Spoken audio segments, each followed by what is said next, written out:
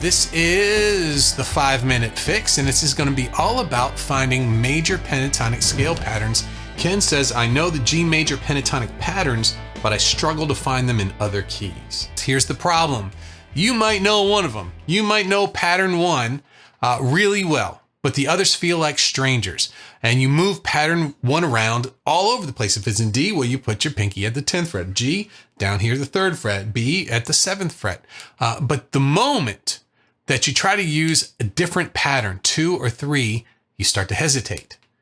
These don't work in a new key that you're not used to, right? You don't have kind of a grounding point right there. So here's the fix for all of that. This is the root anchor. We are going to pay attention to the root notes and figure out where we can find them quickly on the fretboard.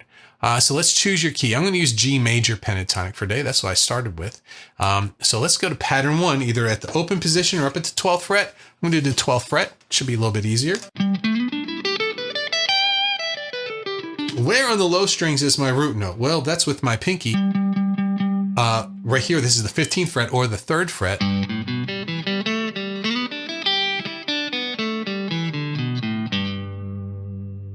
So then I slide this around. If I wanted to be another key, I could take that pinky, which is the G note. That's the note I'm looking for in this. And that's my note that's going to tell me what key I'm in. So I could do it in the key of B at the 7th fret, at C sharp at the 9th fret.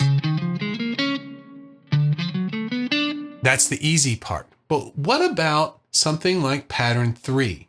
So here's pattern 1, 2, 3.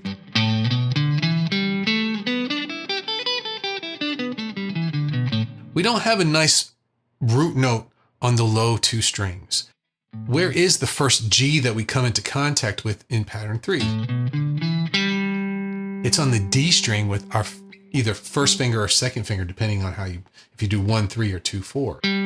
So this note here is what we're looking for.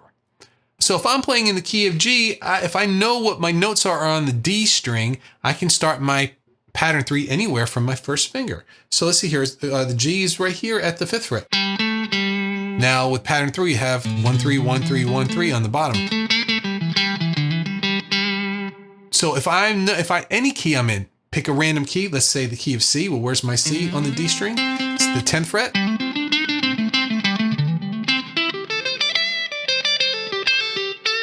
And there you go, pattern 3, which has no root notes on the bottom, but does have one on the D string. If we know our root notes a little bit better, you'll be able to find it extremely quickly. So pattern 1. Pattern 2, that's your second finger on the low string root note.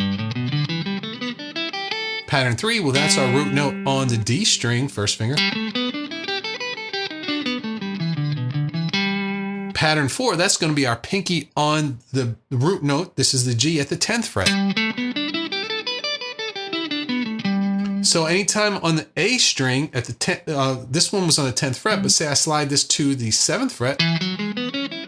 Now I'm in the key of A major pentatonic, right? So knowing those roots. And so the last one we'll do is pattern 5. If you put your second finger on that root note on the A string, it's going to put you in pattern 5.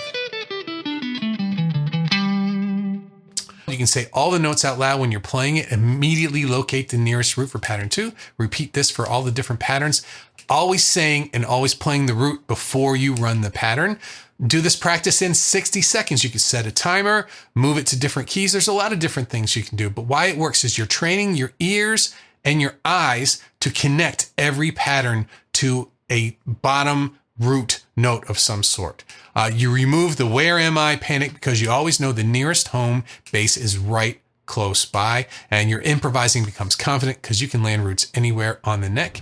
I have the full printable scale map for this and all the other blues scales. They're going to be in my upcoming Blues Elevation Toolkit, and you can sign up for that, an early sign up down in the description below. And if you want the deeper foundation that makes this work, I've got something free for you, and that's my Blues Solo Breakthrough course, and that link is there too. So that's your 5-minute fix for this week. If you have any questions you'd like to get answered on the show, put them in the comments below, and I'll see you next time. Bye-bye.